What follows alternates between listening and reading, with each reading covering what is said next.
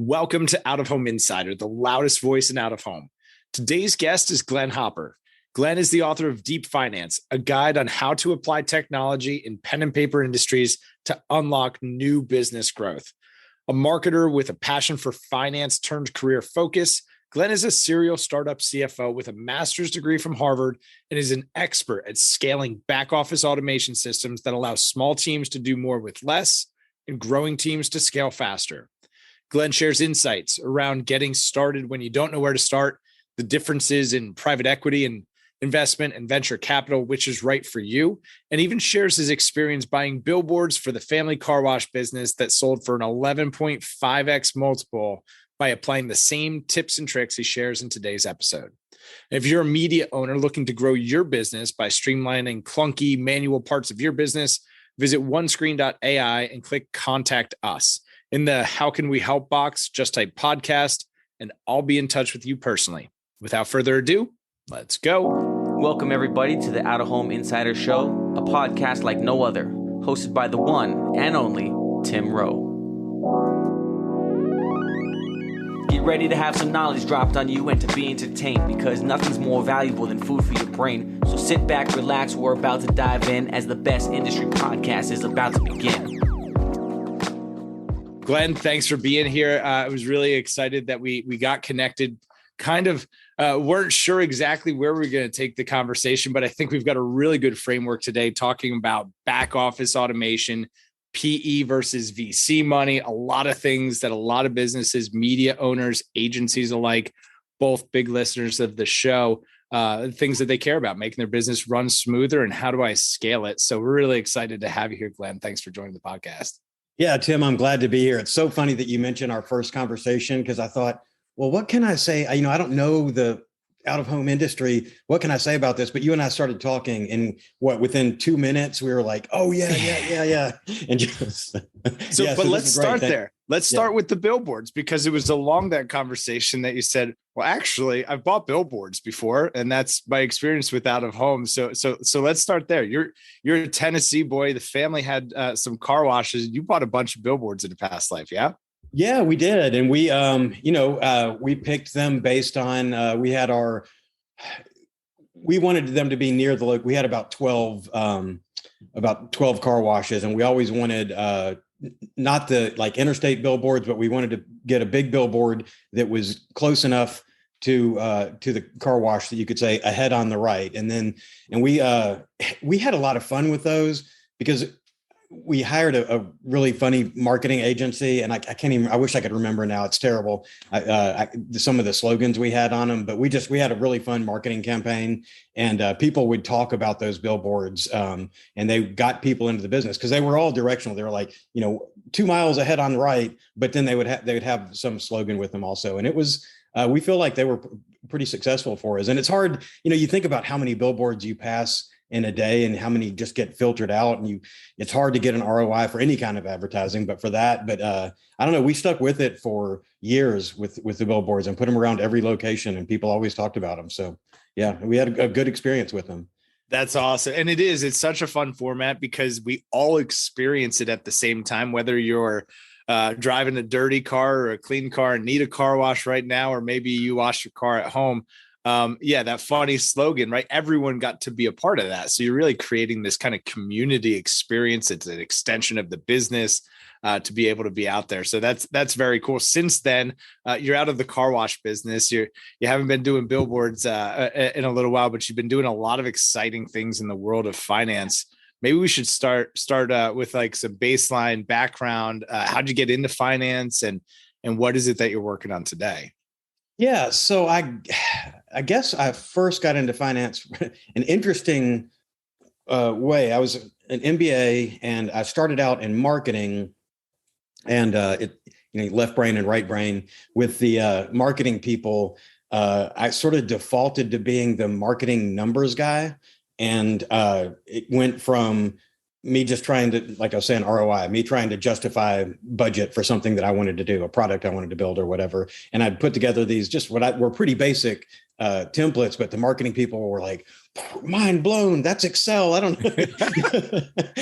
But anyway, it was, so because of that though, anytime marketing needed something financial, they would come to me, and I ended up, while I was in marketing, I started getting more and more interested in the numbers aspect of it and the budget and trying to justify projects in the financials. And it felt, marketing is fun, and it's like writing the book and some of the other stuff that I've done in life. But it's hard to have like a tangible scorecard for it. And there's something about my OCD brain that drew me to, it's like numbers. They're either right or wrong. You either hit them or you don't. It's not subjective in any way. And so I kind of drifted towards finance. And then my first finance role was, I was the finance guy for the chief operating officer, basically because he didn't want to rely on the finance department to give him his information. So he built his own like closet finance group, and I ran that.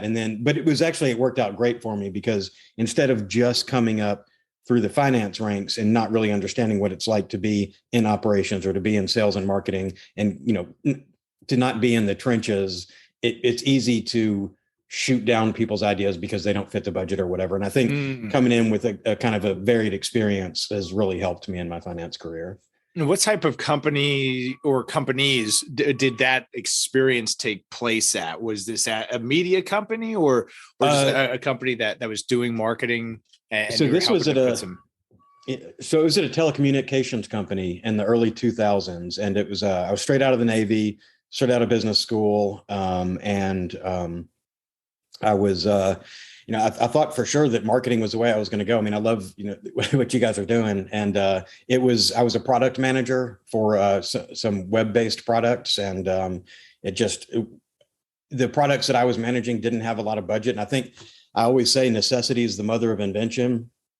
And because I was trying to justify getting more budget to get my projects built or getting more resource time, I just started hammering home on the financials. And that's, I know it makes a lot of sense. It makes perfect sense now. And along the way, I'm guessing that's where you started to be exposed to like the back office infrastructure of businesses that are trying to scale, going from 0 to 1. And you started to see some common themes through that. Where did you start to pick at that?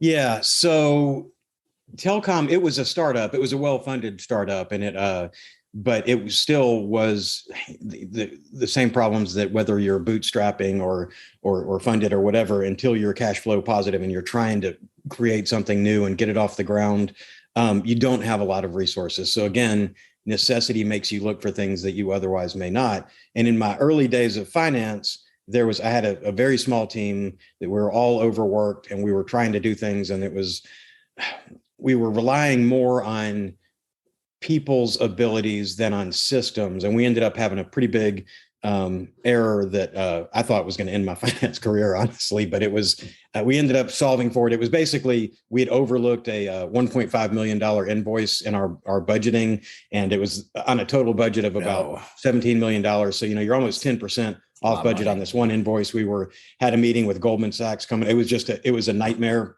coming up. And anyway, after that, I thought, I'm either going to figure out how to get a handle on this and never be in this situation again, or I'm going to go teach high school or something. I don't know, just get out of the business world altogether. I made a $30,000 error recently, and I thought that was it for me. So 1.5. Yeah, it was rough. It was rough. So, but it really has put me, that was in about 2003. And I've been on this passionate life's mission since then to automate and eliminate those kind of human error sort of mistakes that people can make when they don't have the right systems. So it's truly been a passion for me. It's probably outside looking in, it's a super boring passion, but it's, finance automation. It's the passion that makes sure we get paid. So that's right. I think it's something we can all be passionate about. What are the most common mistakes or the most commonly overlooked challenges or problems? Like what does that look like? If somebody's listening right now and maybe they're thinking, I think I have that problem, I'm not sure if I have that problem. How do you know if you have that problem? Yeah. So I feel like your audience is probably a lot of like early stage startups. Do you feel like you end up talking It's to a that good group a lot? it's a good mix. So we've got a lot of and I'm excited to talk about like the difference between PE and VC money later on in the conversation. So we've got billboard owners, we've got media owners that make up a large part of the listening audience. And then we have a lot of new technology companies in the space, tech startups like ourselves at OneScreen. And then buyers and sellers of all of those things. So it could be an account executive who's frustrated with my process stinks and I got no tools to help me do my job, to a media owner or an agency owner who they've got 10 or 20 people and they're wondering, how do I get to 30? How do I get to 40? How do I build more business? So you've got a wide spectrum with varying degrees, but I think most folks are looking for ways to do better business. Yeah. So, this is the kind of stuff you could talk about all day, but here's an example of what I think maybe is a common situation. I'll try to apply it to anything where you're in sales and you're managing inventory. And there's so many, there are niche software products out there that I'm sure they have them for billboard inventory and for all the other. Shoot, we're building one of them.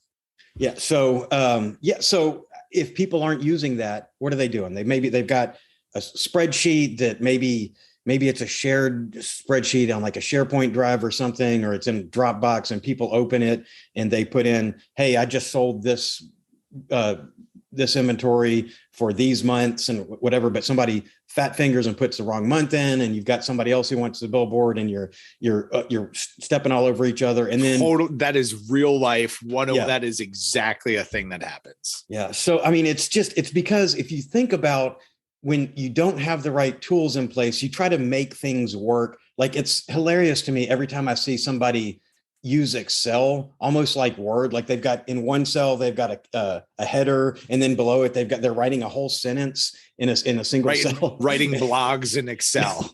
Yes. And it's just when you don't have the right tools, you end up doing things that are inefficient and where you can make mistakes. And that's just a microcosm. If you take that and you say, this is how we're managing our inventory, this is what we're doing, and then there's a shared file, go in, put it in. Well, I've done expense reports for companies for years. And it's funny, all the way up until I went to fully automated expense reporting, every company would have an Excel template that they would send around. All the employees would fill it out. And inevitably, everyone who used it would break it in a weird way that you're like, I didn't even know Excel could do that. The cells are yellow and flashing at me. People are there are a lot of nodding heads right now and laughing in cars, I think, because that's totally something that's happened to, I think, all of us at some point. Yeah. So, I mean, you use the tools you have. And as the amazing thing is, as long as I've been doing this, more and more tools have become available. So I think it's really about the automation. I bet, and some people are fortunate enough that they have a friendly developer or a relationship with a developing group that they can get custom stuff built. But the technology is going so fast. I swear it. I feel like there's some kind of off-the-shelf software that solves any problem for any industry, like what you guys are building right now. And it's just going to get better. It's about knowing what's out there and then working smarter and not harder. And that's a lot of what we're doing, is taking, some existing solutions, stitching them together to make a lot of that mechanical process that's being done manually, just make it easier for folks to manage those things. So I think you've described a scenario that a lot of folks listening right now can relate to. So, okay, I'm in that scenario. Where do I start? What are the most important foundational things to get right first? Yeah, this is I'm 17-year-old me looking at at late 40s me talking about this. It just sounds so boring, cringy, but I'm geeking out over here, so yeah. I love it. So here's the thing. I've been really on this soapbox lately, and I've talked to private equity guys. I've talked to I did an article recently. I interviewed a finance professor at Emory, a private equity guy, and some people in business and some founders. And what the premise that I'm putting out now, and I'm getting more and more data to validate this, including my own personal experience, is if you automate your back office and if you have an efficient back office, you are not only making things easier right now and more efficient right now, but you're actually adding value to the business. It becomes like an internal intellectual property. So, and we can talk more about PE and VC in a minute, but if you're going to a private equity group and asking for money, so say you've been through kind of maybe a friends and family round or angel round or whatever, or you've bootstrapped and you're at a point where you're operating pretty well and you know that you could go and raise money right now. When you talk to a private equity group, it's if you look like a mom and pop business and you kind of, they're going to ask really detailed, hard questions about your margins, your expenses, your growth model and all that. And if you don't have good data, it's going to be hard to get past the gatekeeper in an investment group. So if you can, like, automation leads to having better data and more ability to report on your business. So to me, where you start with, you look at all the processes in your business and you, from end to end, from whether it's our first, if it's a customer coming to your website, whatever you're using, HubSpot, or I'm not trying to show for any particular CRM or anything, but whatever you're using in your website, if maybe you don't even have, you just have a brochureware kind of website up with not much going on. It's like, well, now it's time to run some Google Analytics or something, or start collecting data up there, and use a CRM or whatever tool you can put in place. And then, okay, what happens in the customer journey from prospect to one, to provisioning, to billing, to churning off eventually, whatever it is. And you look at each step in the process, and it's called, I've got a version that I do, that started from an ISO 9000 audit, which is really just people. I mean, it's the first thing I do when I come to a company. I'm kind of this gun for hire these days, and I come into companies and I help them fix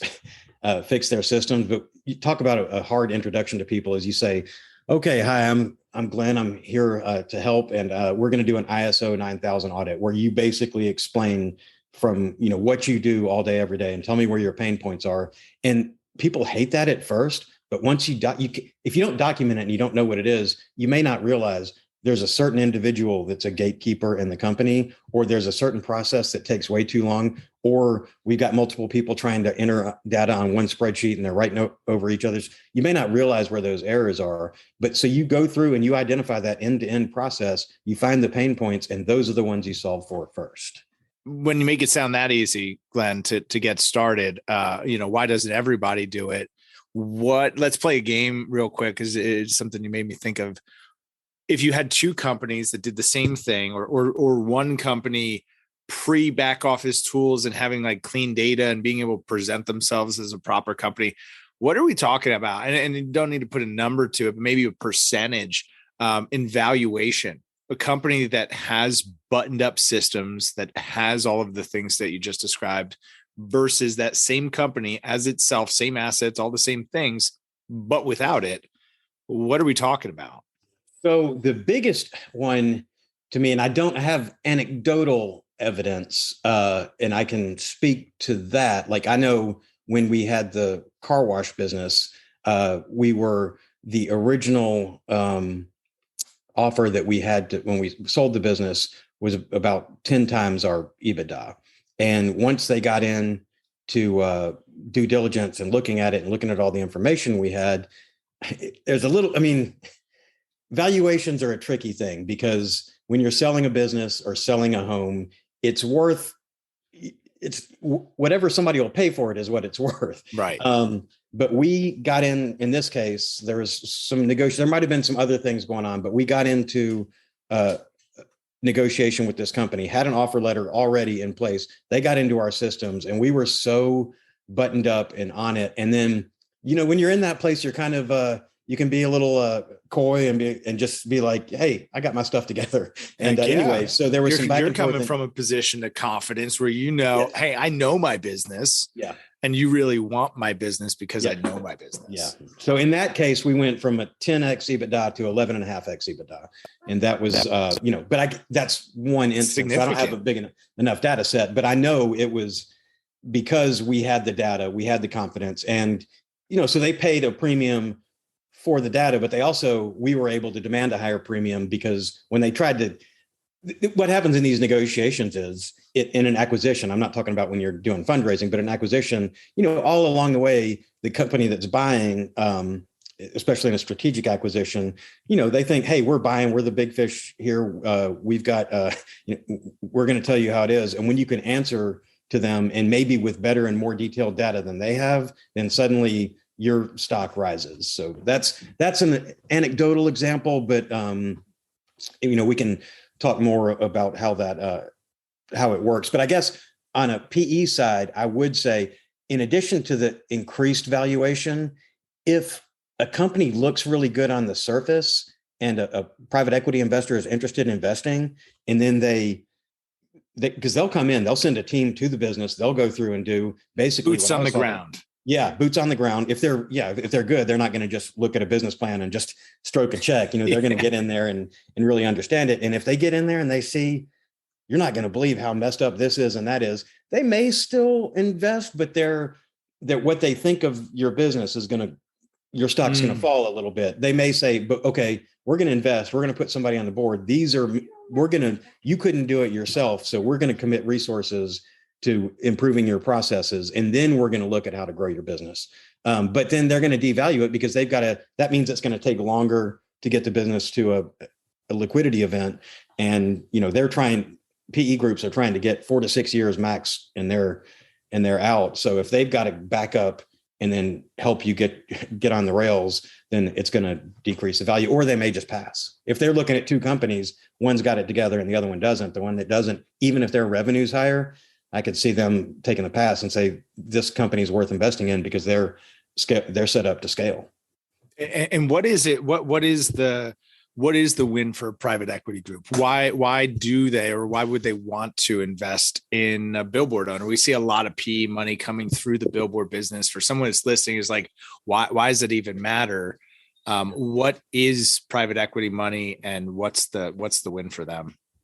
Yeah. So with private equity, they're looking for, and there's a million different kinds of funds for any kind of sector or size or, age of business or whatever. There are multiple companies that look at it in different ways. There's a lot that just like to take a partial ownership in founder-led businesses and do what I just said, where founders can be great. They have a great idea.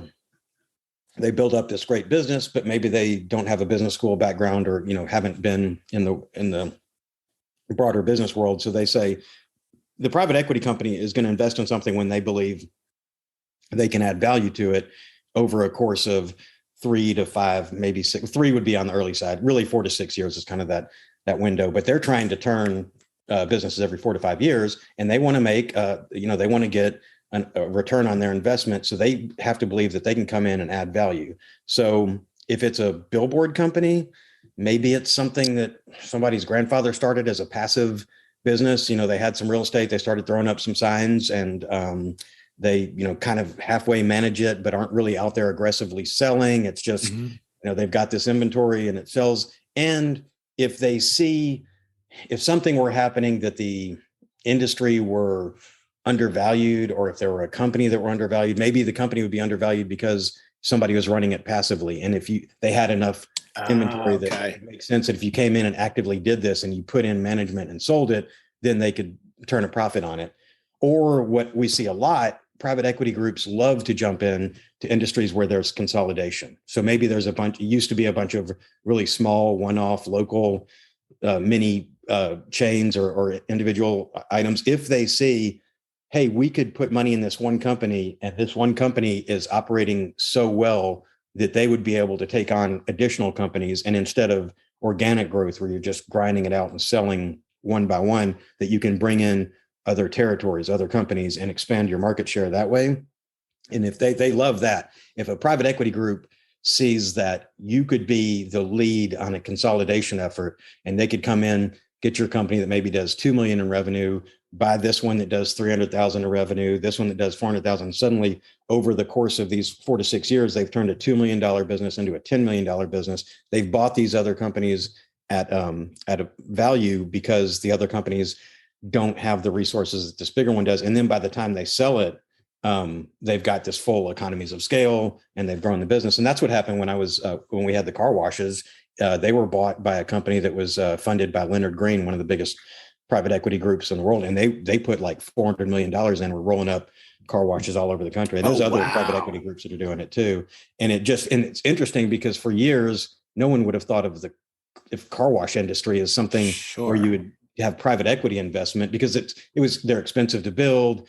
There was kind of a stigma around them, and people saw that there wasn't much in the way of economies of scale, but then they figured out that there were. And I think our company, we really figured it out, growing, from none to 12 stores. We started to see really the benefits. And advertising is a great one, where you're not just advertising for a single location. When you're advertising for 12, you have a broader reach. And but that's the kind of stuff PE looks for. So similar as you're describing that to particularly the billboard part of out of home, and that it is, maybe there is a bit of a stigma that it's old school and like it's a pen and paper industry, right? This is hard. It's fragmented. We're seeing a lot of PE consolidation right now. The bigger getting bigger, and we're seeing a lot of smaller billboard plants get rolled up and turned into really significant players in the industry. It's happening really quickly. So when thinking about, we've got tech startups in out of home listening to this, we've got billboard owners listening to this. It sounds like we've got some pretty good ideas around PE money. Like, what's the difference between PE and VC money? And for the startup that maybe is better suited for VC money, maybe we could walk through some of the like the 101 there, because we've got a lot of new startups to out of home. It's an industry that, if we looked at it on a timetable, we're probably like 2008 of the internet. So think back to 2008, all of these young startups, DoubleClick, YouTube, right? They were not anything then. Now they're billion-dollar companies. Now we're in the same place for out of home. So for those tech startups that are thinking about, I've got to go raise VC money, what does that actually mean? And what are some of those checks and balances that they should be thinking about? Yeah. So private equity, it's funny. The people lump them together a lot, but the way private equity and VC look at businesses are very different.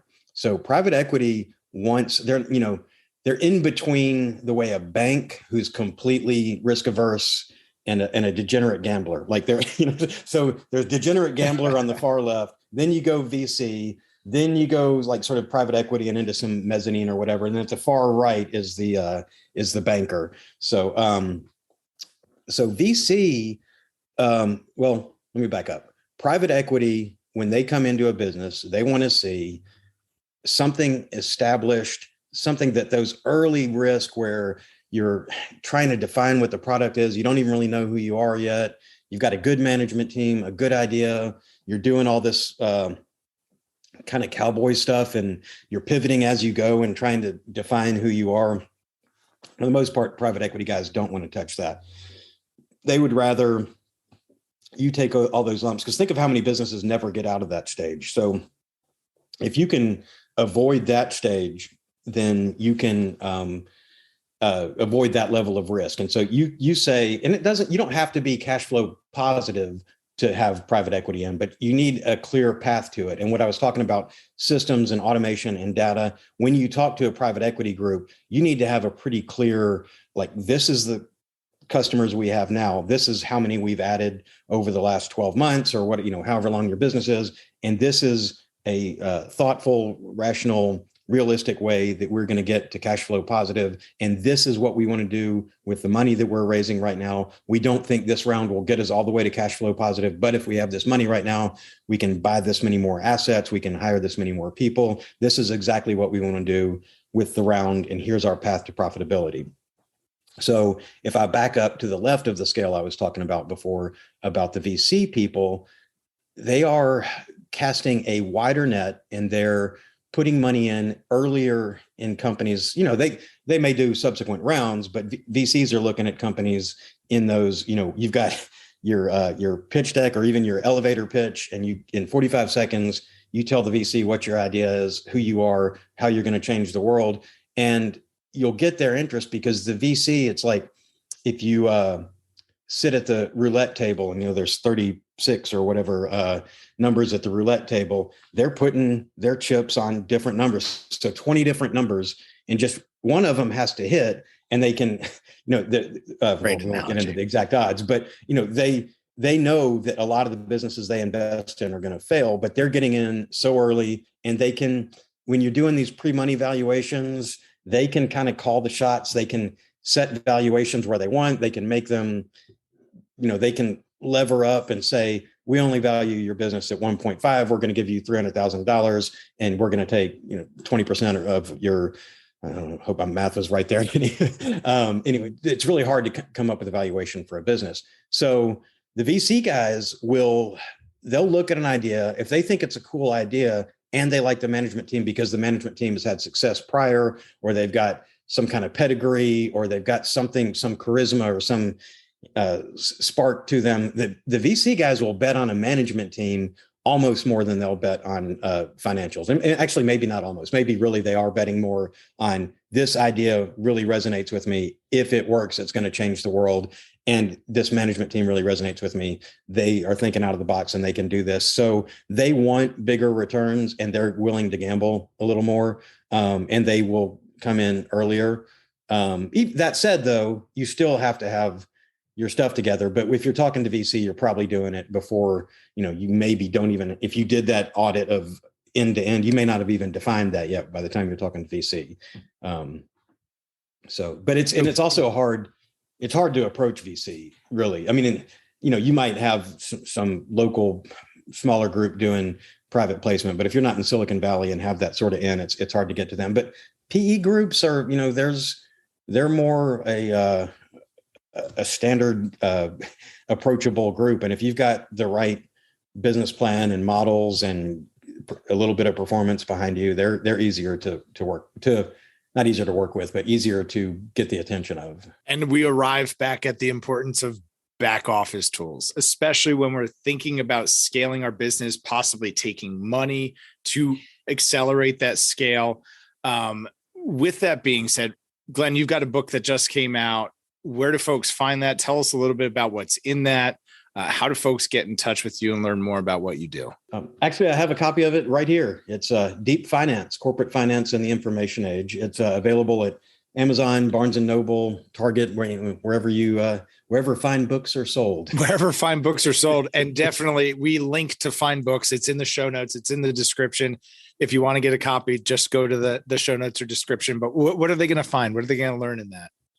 Yeah. So I've realized I've been doing this virtual book tour for a while now. And I've realized as I've talked to more and more podcasters like yourself and all these different industries, that because I've been in the startup space for 20 years now, that I'm really talking to in the book, even though I didn't mean that specifically was going to be my audience, it's who I'm talking to in the book. Facebook, Amazon, Apple, they've all got this handled. They have access to more data than we could ever even fathom. They've got full massive teams that are bigger than all of our companies put together, that are all they're doing is working on analytics. So in the book, I talk about the future of the finance function, but the reason I say the future of the finance function is because I believe that all this analytics and business intelligence should live under the finance department. And the truth is, in a small business, you're not going to have, enough people that are going to be, this guy does finance, this guy does analytics. It's going to be a few skill players that are doing everything. So I think that numbers guys, if you're already doing the financials, then you've got a propensity for the numbers to do the other business intelligence and analytics. And it's all tied together with the automation. And I talk about automation in the book too, for everything from your CRM to your project management to your inventory management, automating all those and making it more efficient. The business runs better. You're using your time better so that you're helping to add value to the business rather than going through some convoluted system that was just stapled together because that's how you did it when you first started. Doing more of the working on your business than working in your business. Glenn, for anyone listening that wants to skip the book and just get right to you, how do they get in touch with you? Do you have a website? Where are you most active on social? How do folks follow you and learn more?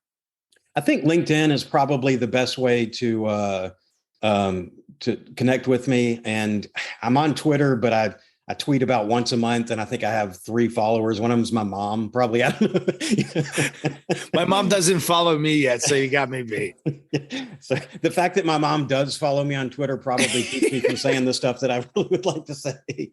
So we'll make sure to link to your LinkedIn as well. Glenn, this has been a master's class, and I think a lot of things that are on a lot of minds in our industry. Out of home, it's the only traditional medium that's continued to grow over the last decade.